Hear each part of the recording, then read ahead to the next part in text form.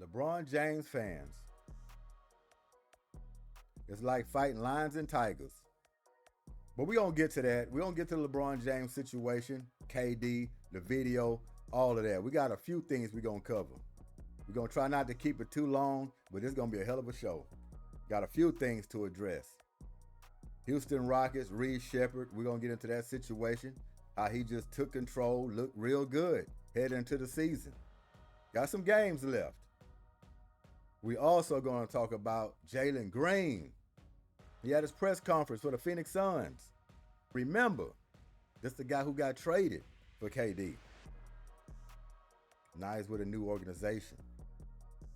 We have a video, and I'm going to tell you, I never seen Jalen Green so assured of himself than in this video. You can tell that trade has something to do with all of that. It bothered him a little bit. Let's check out this Jalen Green situation. I appreciate it. I'm happy to be in Phoenix, man. How you feeling about being part of the Suns now? I'm super excited. A great organization, great people. It's gonna be fun, and the position we in, I think we're gonna surprise a lot of people and make a lot of noise. So I'm curious when you look at you started something with Houston, like you were there when they were trying to figure it out, and then you part of them making a ascension, and then you get traded. How do you deal with that or deal with that?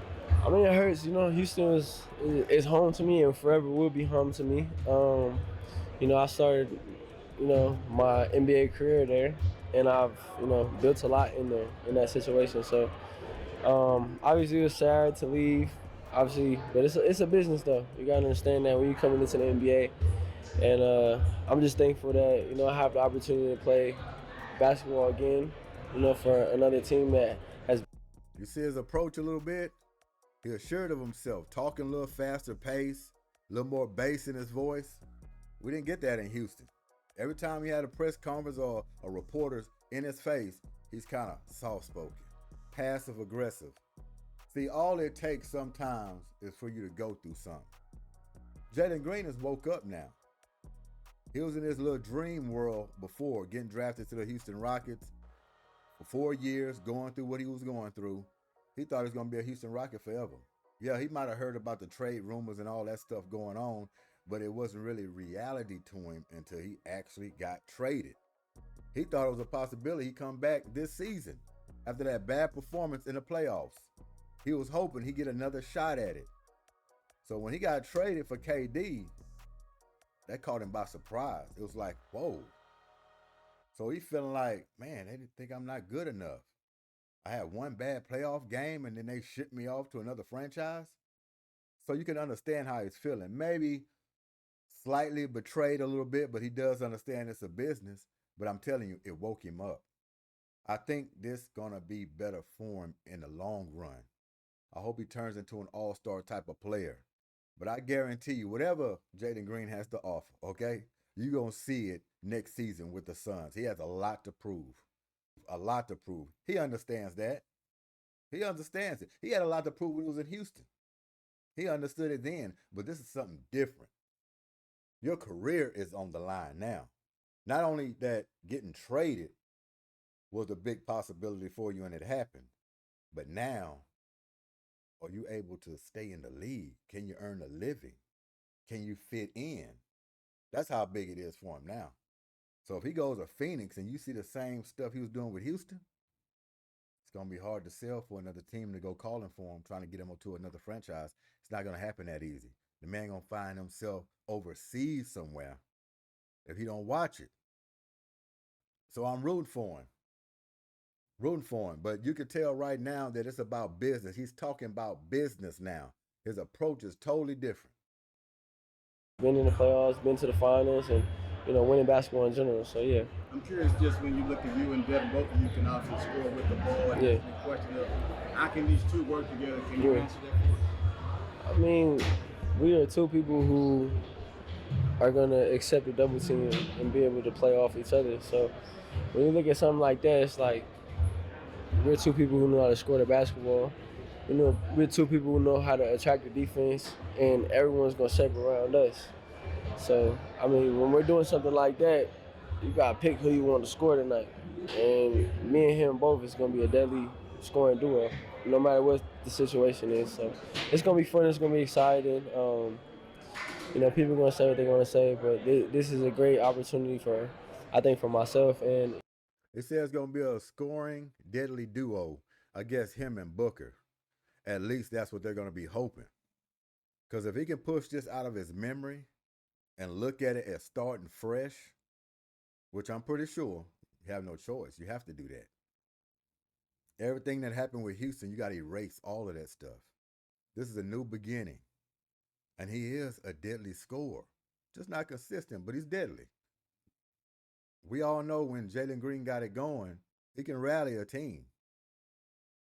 So, yeah, they could have a hell of a scoring tandem. As far as making the playoffs and all that, no, they got to make some moves. They got to make a lot more moves. But far as him and Book, yes, it can be a scoring punch.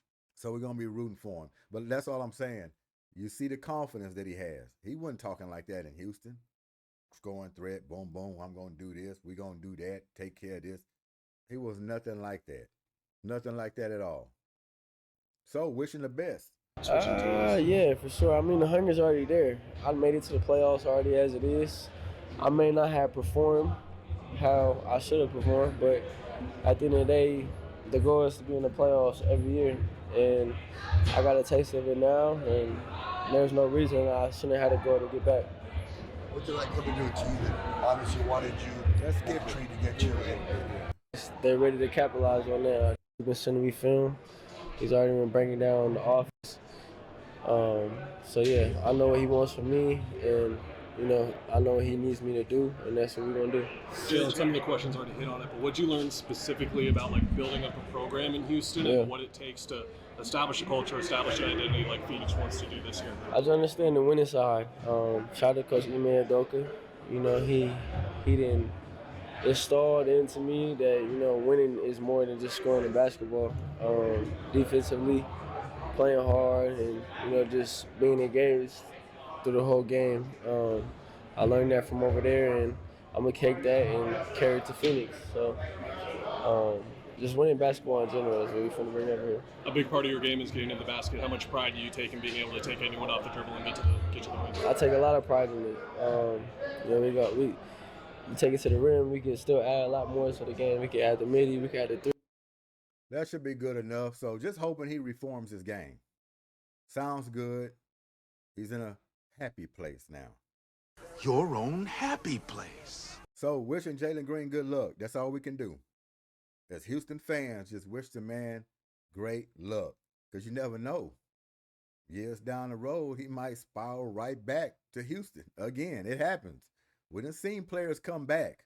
Later on in his career, you never know. He might come back to H-Town. That's a possibility. But we just hope he comes back a whole different player than when he left. That's all we got to say about that. So,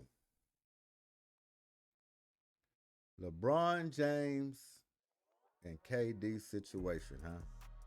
Because the noise has been going in the comment section of that last video. No doubt about that. The only problem is we got to be more respectful, not using the vulgar language. We should be able to debate, talk sports, with all that crazy noise, taking stuff personal. We can do without that. All right? Another thing. I don't hate LeBron James. I don't hate KD. I don't. I just know there's more to give from these players and throughout their career. That's all it is. I have high expectations for these players too. That's why I talk the way I talk when I'm addressing them. If they come up short, I'm going to let them know they're coming up short. I want them to do better than what you think. That's why I hold them at a high standard. Because I'm going to be honest with you. LeBron James and KD should be better than Michael Jordan. They got all the attributes, man. The physical attributes and their talent and their skill. In reality, they should be better than Michael Jordan. The only thing they're missing, if they had the mentality of Michael Jordan, they'd have had him wiped out the box. especially LeBron James, because he got the records, right? You put that mentality of Michael Jordan and LeBron James, you talking about the greatest that ever played this game. Hands down. KD as well. It's the mentality that people are not looking at. We ain't talking about the skill. We know they're talented. We know all of this. They just not cutthroat. And we're not going to hold that against them because people are built different. People are raised different. Understand? So you have to be missing some parts. Can't have it all.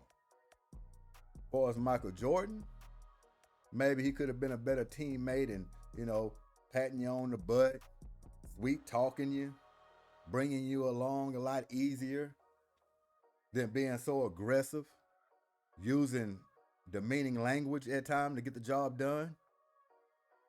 He could have been nicer maybe, huh? Like a KD or a LeBron James after one of those games, those brawling, high intense games that you're trying to win in the playoffs. He takes his jersey off and he swaps with you. Y'all sign autographs and y'all walk out smiling. Maybe he should have been like that. Maybe he should have been like that and everybody be happy and fun with it, right? It ain't cut like that. Like I say, it's generations, man. It's just a different generation. We understand that. And another thing to go back on the last video about Michael Jordan and his father. You got to understand, Michael Jordan had a strong father in his life that had a lot to do with his mentality. Pushing him, making him work, making sure he don't let go of that rope. Can't underestimate the power and the influence of a real strong father in the household. I was fortunate enough to have both of my parents in the household when I was growing up. I was blessed. I was fortunate to have my father in the house while I was growing up. You can't substitute that. You can't. Because it builds you a foundation. It builds character. And not to take any shots, but LeBron James and KD, they was raised in single mother households, which has a lot to do with their approach and their mentality. LeBron James, man, I don't hate LeBron James. If LeBron James went out there and took care of business, him and KD, on the court, just took care of business with all this other stuff going on, off the court, even sometimes on the court. LeBron James with all this flopping, arguing with these refs, feel like he's entitled. MJ ain't do all that stuff, man. Why would you flop or give your offensive guy an edge by knocking yourself out of the play? They were too hard grinding, making sure they don't get an edge. Playing all out every play. Every second they was on the floor. That's the difference. But this generation wants to flop. They want to entice the ref. They want to whine and cry for calls. It just doesn't look good.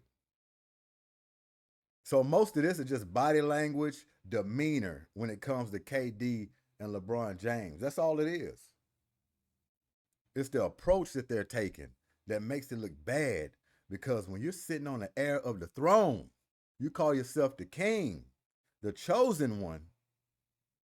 It's a standard you got to set. And it's not whining with refs. It's not flopping, trying to embellish calls and all this other stuff. Feeling entitled. Talk about only certain things you want to talk about. That's the problem. KD, all emotional, responding, hitting Twitter. First time somebody says something about him, he got to fight back. He will fight back with somebody working at McDonald's.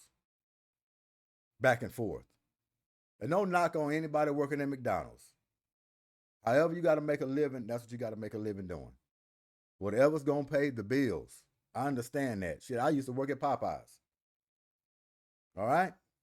I understand all of that. But you ain't got no business. You're sitting somewhere. You're here. Take the high road. I want to respond to people that really, if Michael Jordan said something about you, yeah, you got to respond. You got to respond. Amongst your peers, yeah, you got to respond. Somebody sitting at a desk, eating popcorn, drinking Coca-Cola, playing paperclip games. No. What are you doing? So you got to understand, this is what frustrates me about great players.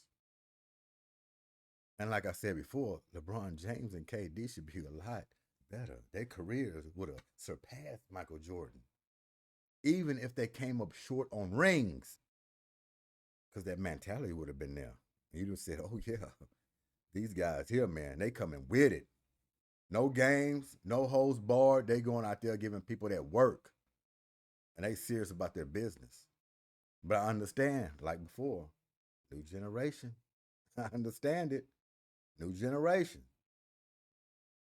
And it's all about your foundation as well. So that's why I'm not going to hold that against them. But when people come up and they start talking about better than Michael Jordan, then we got a problem. We got a problem. We got a serious problem. Because I'd rather Michael Jordan have a little asterisk by his name by not being a good teammate to some people. Maybe he was too hard on him. I'd rather have that asterisk than the one of pouting, flopping, hitting social media when somebody says something about your game. Yeah. Coming up short. In the finals or playoffs, shying away. Not being available on the court. Injury prone. I know. Y'all probably tired of me beating that like a dead horse, talking about injury prone players. But what's the most ability? Is availability, right? That's the most important thing in any professional sports, is making yourself available. It don't matter what kind of talent you got. You can't get on the court, you can't get on the field to showcase it. It's all for nothing. Look at Grant Hill. Hell of a player. But I guarantee you believe there was a lot more he could have done if he would have been available. So you look at his career differently, right? So I don't want nobody to get this mistaken, okay? Don't get it mistaken. Understand, I don't have a problem with LeBron James or KD. I just have to call it down the middle. And I have to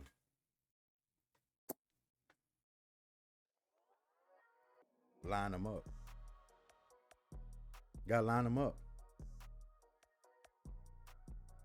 So we put it to bed. As far as that comment section, my goodness. Let's see if I can pull this up real quick. My. We had a whole lot of MJ love. Well, we also had some LeBron, which I call them the Glazers, in this comment section. Talking. Look, all I want y'all to do is really explain a little more. Instead of coming up there and saying, LeBron James the greatest. MJ is a bum. Blah, blah, blah, blah. You know, all that kind of crazy stuff. We can have a debate. We can have a respectable conversation without demeaning anybody. I enjoy it. I welcome it. Right? But some of y'all just come out flat disrespectful. And this one was not too long ago. What is this one?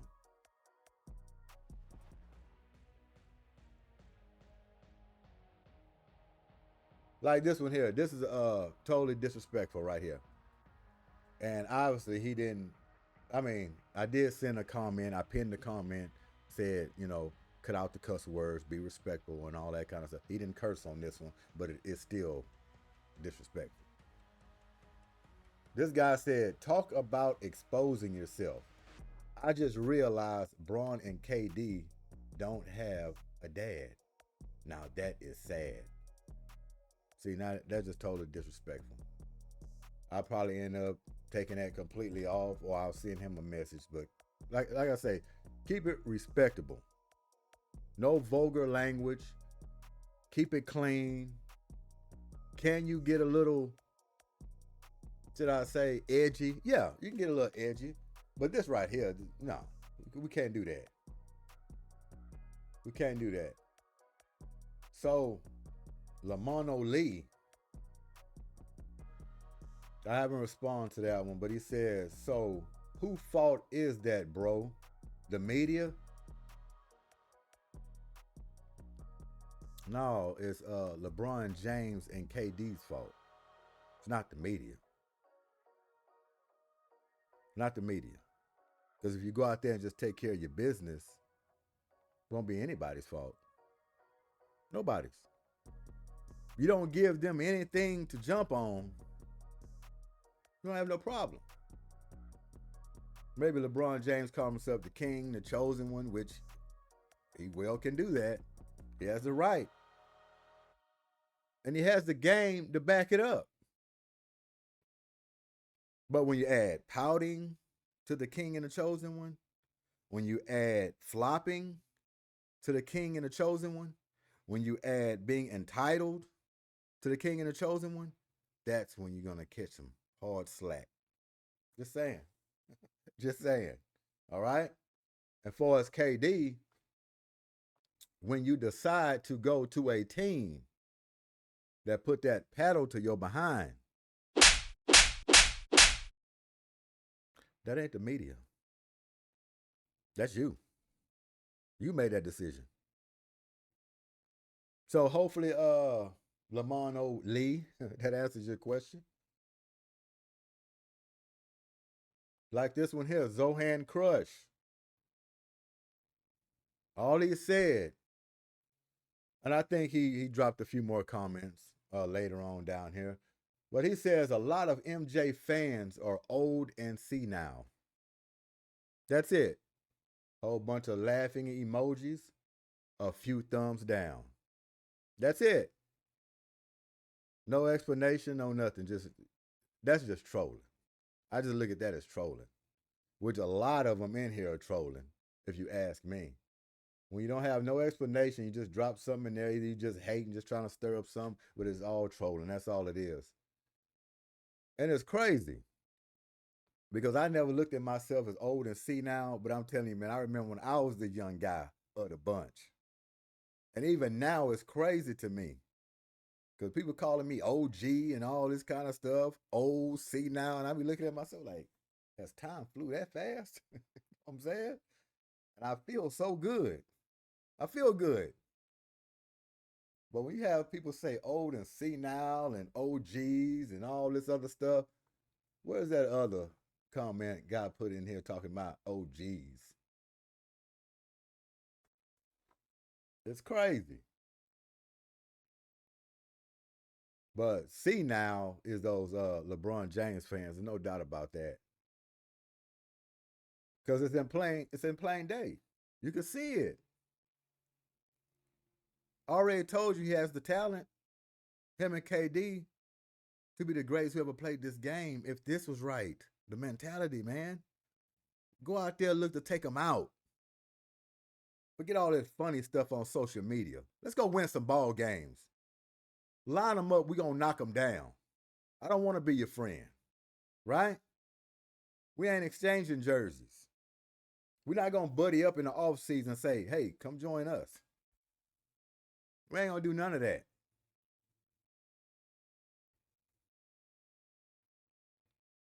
This ain't no shade. These are facts. Straight facts.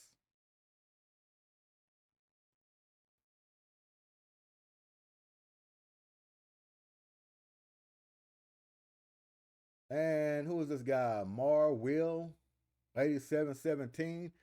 He wanted to drop some stats basically on here. He said LBJ and KD combined 39 seasons.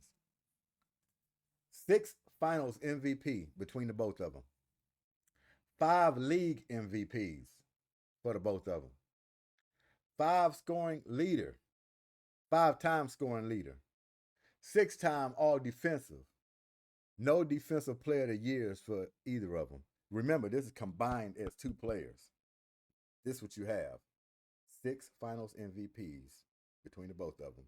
5 league MVPs. 5-time scoring leaders. 6 all defensive and 0 defensive player of the years. We go to MJ for 15 seasons. Just 15. They already duplicated the finals MVP, Michael Jordan by himself. 5 league MVPs, which they have 5 league MVPs. 10-time scoring leader. They have 5-time scoring leader. 9-time all defensive. They have 6 between the both of them. 0 defensive player of the years. Michael Jordan has 1. Michael Jordan beat them out by himself in less seasons. Come on.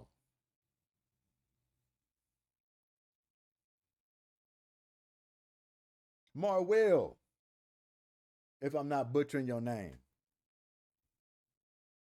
Appreciate you for putting it up. But you can research all of this. It's there for you. All right?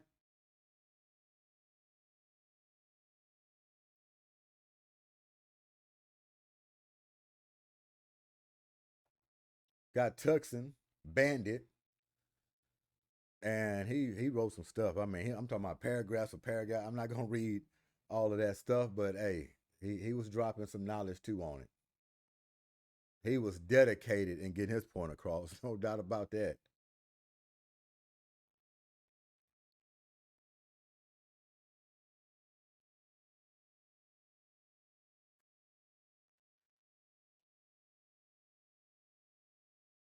A. Deleven, Deleven. Great conversation by you. This is how you conduct a conversation. Right here. Plenty of it. But he wrote a pretty good paragraph as well.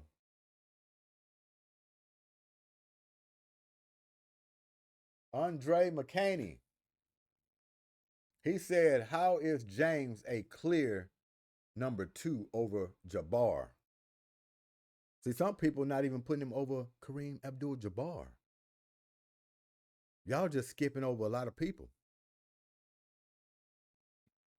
They don't want to mention Cole. They just saying KD, LeBron, MJ. What y'all think about that? Since they bypassing everything and saying they better than MJ, just passing Kobe right up. The late, great Kobe Bryant. It's explicit. It's explicit.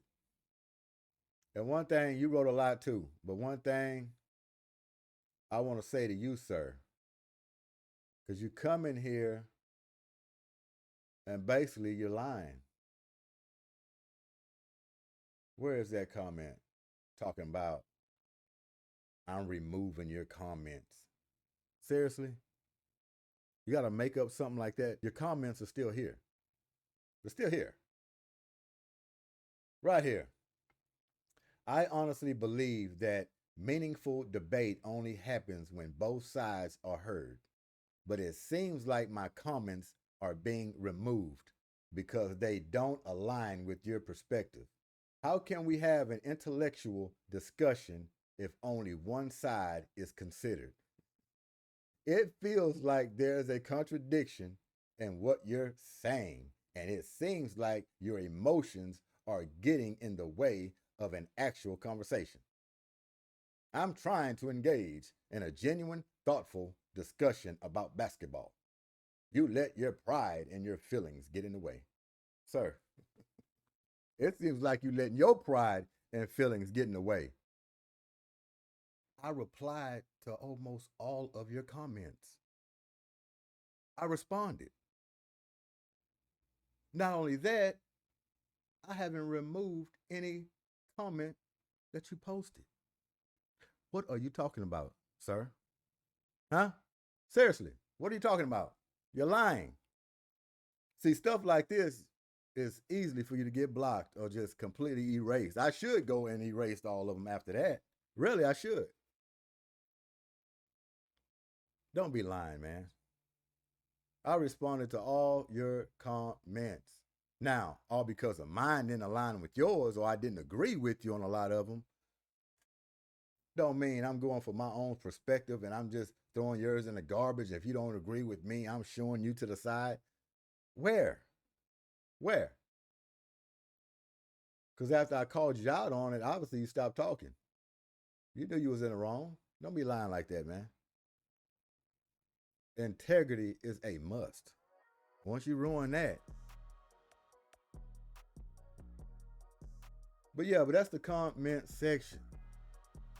And I tell you, I wish y'all was this passionate on all my videos, coming in the comment section, dropping, damn near 50 comments.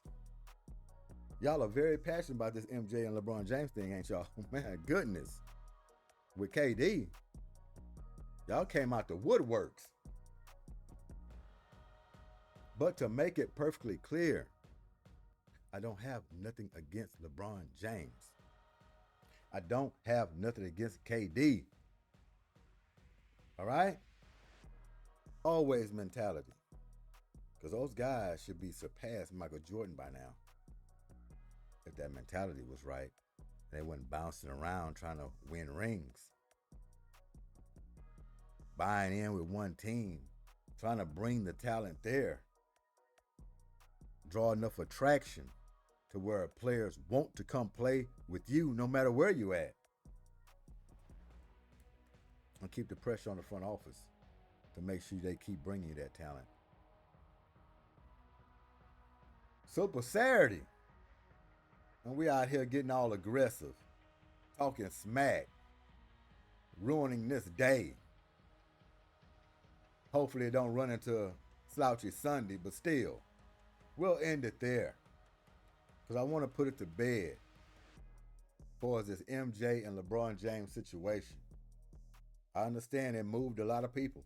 It moved a lot of people. People are passionate about it. I do love that you're passionate about it. Because if you're passionate about basketball and all the history behind it, hey, you got me.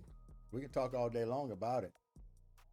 But respectively, okay? Being respectful. Being respectful. Let's get into this Reed Sheppard situation, these Houston Rockets. Right? Let's get into that situation.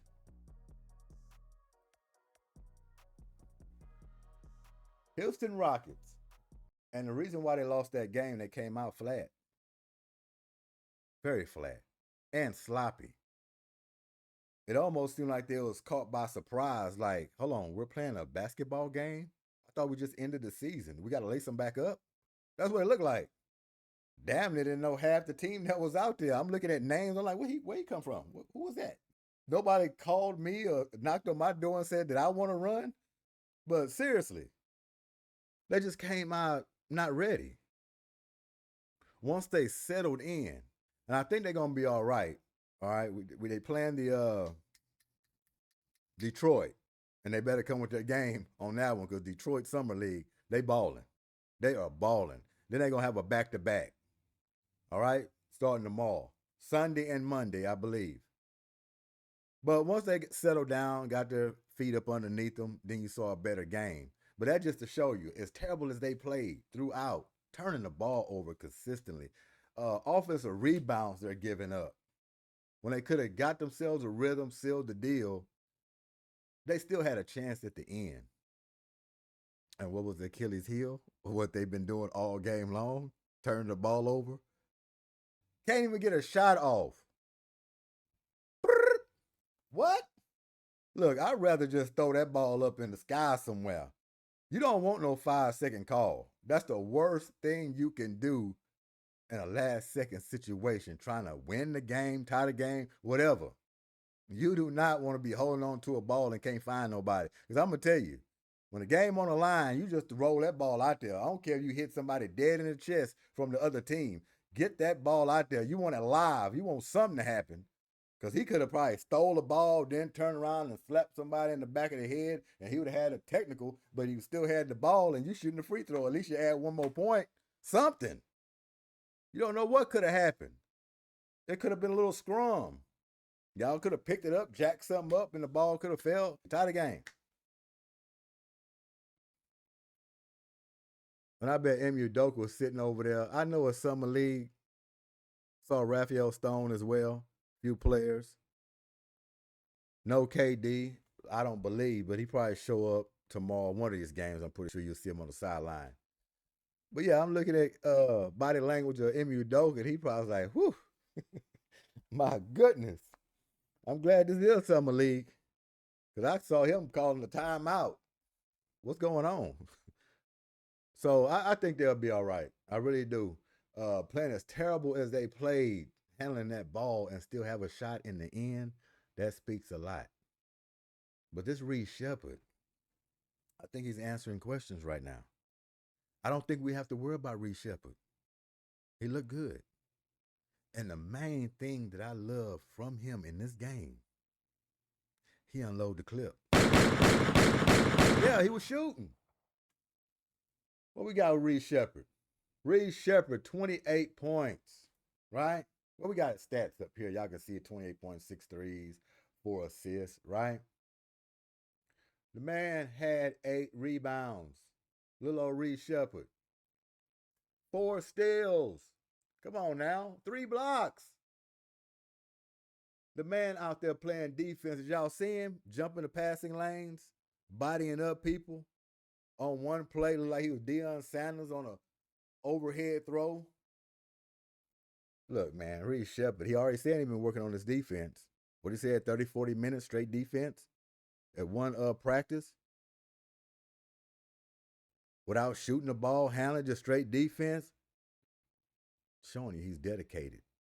And he wants to be better coming into this season. He will be. 6 threes.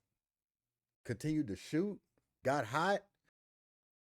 I can't wait to see him tomorrow again, you know, or however long they're going to keep him out there because they might pull him. Who knows? I hope they don't, but they might pull him. I don't know how long they might keep him out there on these games because you definitely going to have to need him next season, and you want him to be upright, strong, and ready to go as well.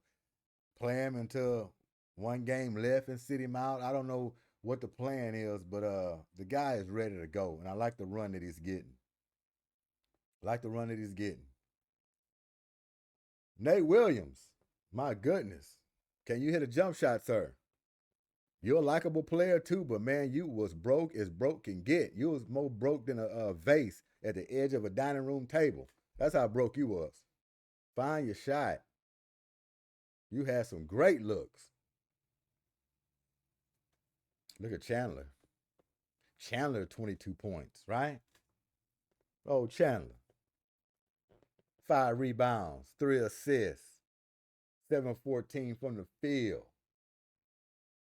But the whole night was about Reed Sheppard coming through, taking care of his business. Gotta love it. I believe that's going to wrap it up on this Super Saturday. I didn't want to keep it long. I did not want to do that.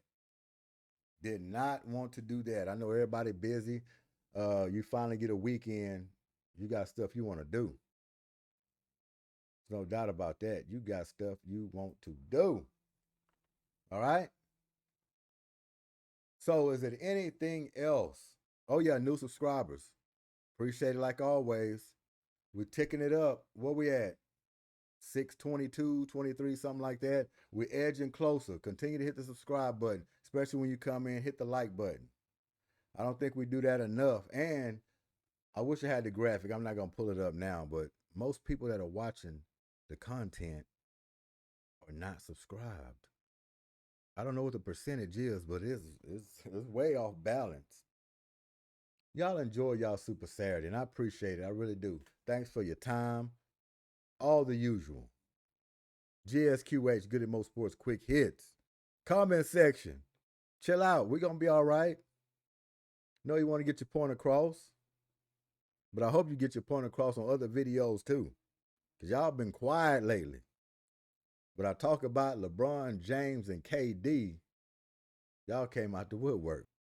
That's what it was. Y'all enjoy y'all Saturday. Appreciate it. We up out of here. Peace.